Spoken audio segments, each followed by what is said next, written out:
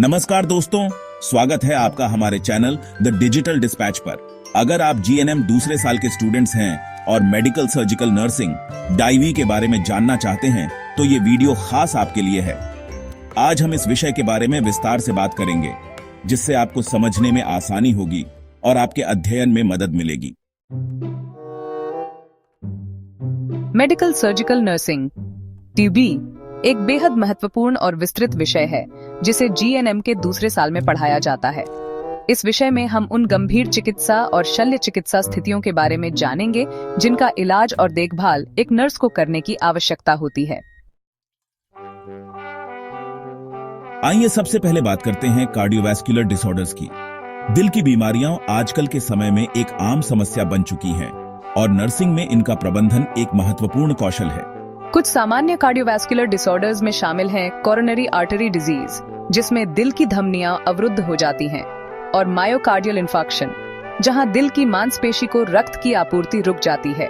इसके अलावा हाइपरटेंशन और हार्ट फेलियर जैसी बीमारियां भी सामान्य हैं। इन रोगों में नर्स का रोल बहुत अहम होता है। नर्सों को रोगी की निगरानी करनी होती है, वाइटल साइंस जैसे कि रक्तचाप और हृदय गति को मापना होता है, और साथ ही दर्द निवारण और दवाइयों के सही प्रशासन के बारे में भी जानकारी देनी होती है। प्नeumonia एक फेफड़ों में संक्रमण है जो गंभीर रूप से सांस लेने में कठिनाई पैदा कर सकता है। वहीं एस्मा एक ऐसी स्थिति है जिसमें फेफड़े में सूजन के कारण सांस लेने में परेशानी होती है।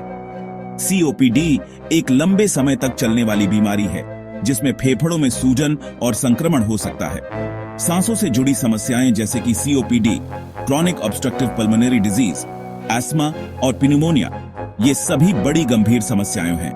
अब बात करते हैं रेस्पिरेटरी डिसऑर्डर्स की। इन स्थितियों में नर्स को ऑक्सीजन थेरेपी, नेबुलाइजेशन और ब्रीदिंग एक्सरसाइजेस की मदद से रोगी की मदद करनी होती है। साथ ही पोस्ट ऑपरेटिव देखभाल और सांस लेने में समस्या वाले रोगियों की निगरानी भी बहुत जरूरी है। अब हम बात करते हैं एंडोक्राइन डिसऑर्डर्स की। एंडोक्राइन सिस्टम हमारे शरीर में हार्मोन का नियंत्रण करता है, और जब इसमें कोई समस्या आती है तो यह कई प्रकार की शारीरिक समस्याओं का कारण बन सकता, जैसे डायबिटीज मेलिटस, जिसमें शरीर सही तरीके से इंसुलिन का उपयोग नहीं कर पाता। फिर थायराइड डिसऑर्डर्स, जिसमें हाइपोथायरॉयडिज्म और हाइपरथायरॉयडिज्म जैसी समस्याएं शामिल हैं। एडिसन्स डिजीज और कुशिंग सिंड्रोम भी एंडोक्राइन संबंधी विकार हैं। नर्स को इन रोगियों को इंसुलिन थेरेपी और मेडिकेशन मैनेजमेंट के बारे में बताना होता है। साथ ही रोगी को सही आहार और जीवन शैली के बारे में भी सलाह देनी होती है। रीनल एंड यूरिनरी डिसऑर्डर्स भी मेडिकल सर्जिकल नर्सिंग का अहम हिस्सा हैं। किडनी से जुड़ी बीमारियां जैसे क्रॉनिक किडनी डिजीज CKD और अक्यूट रीनल फेलियर ARF बहुत गंभीर होती हैं। क्रॉनिक किडनी डिजीज में किडनी का कार्य धीरे धीरे कम होता जाता है। वहीं अक्यूट रीनल फेलियर अचानक किडनी के फेल होने की स्थिति है। नेफ्रोटिक सिंड्रोम और यूरिनरी ट्रैक्ट इन्फेक्शंस UTIs भी इसी श्रेणी में आते हैं। इन बीमारियों का उपचार डायलिसिस, फ्लूइड बैलेंस मैनेजमेंट और किडनी ट्रांसप्लांट के जरिए किया जाता है। नर्स को इन प्रक्रियाओं की देखभाल करने के लिए पूरी तरह से प्रशिक्षित होना चाहिए। अब बात करते हैं गैस्ट्रोइंटेस्टिनल डिसऑर्डर्स की। पेट और आंतों से जुड़ी समस्याएं जैसे कि peptic ulcer disease, PUD, hepatitis और सिरोसिस नर्सिंग के लिए एक चुनौती हो सकती हैं। पेप्टिक अल्सर डिजीज में आंतों या पेट की लाइनिंग में घाव हो जाते हैं, जबकि हेपेटाइटिस और सिरोसिस यकृत, लिवर की बीमारियां हैं। इन बीमारियों में नर्स का रोल बहुत महत्वपूर्ण है क्योंकि उन्हें दवाइयों का प्रबंधन करना होता है, रोगी की डाइट पर ध्यान रखना होता है और संक्रमण को रोकने के लिए सुरक्षा उपायों का पालन करना होता है। अब हम बात करेंगे कुछ जनरल नर्सिंग इंटरवेंशंस की जो इस विषय में बेहद महत्वपूर्ण हैं।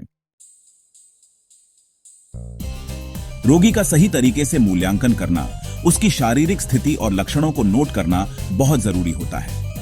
हर रोगी को आरामदायक स्थिति में रखना और उनकी दर्द को नियंत्रित करना भी नर्सिंग का हिस्सा है। सर्जरी के बाद की देखभाल, जिसमें रक्तस्राव, संक्रमण की निगरानी और सही पोषण देना शामिल है। रोगी को उनकी बीमारी के बारे में शिक्षा देना और जीवन शैली में बदलाव की जानकारी देना नर्सिंग का अहम हिस्सा है। अब हम एक केस स्टडी लेते हैं। मान लीजिए कि एक रोगी को मायोकार्डियल इंफार्क्शन यानी हार्ट अटैक हुआ है। नर्स को सबसे पहले क्या करना चाहिए? सबसे पहले ABC एयरवे ब्रीदिंग सर्कुलेशन का ध्यान रखना है। फिर रोगी को आराम देना, दर्द निवारक दवाइयां देना और चिकित्सकीय सहायता को बुलाना है। इस वीडियो में हमने मेडिकल सर्जिकल नर्सिंग IU के कुछ महत्वपूर्ण पहलुओं पर चर्चा की है। इस विषय को समझना नर्सिंग पेशेवरों के लिए बहुत जरूरी है, क्योंकि इससे रोगियों की देखभाल बेहतर होती है और उनकी रिकवरी प्रक्रिया में मदद मिलती है।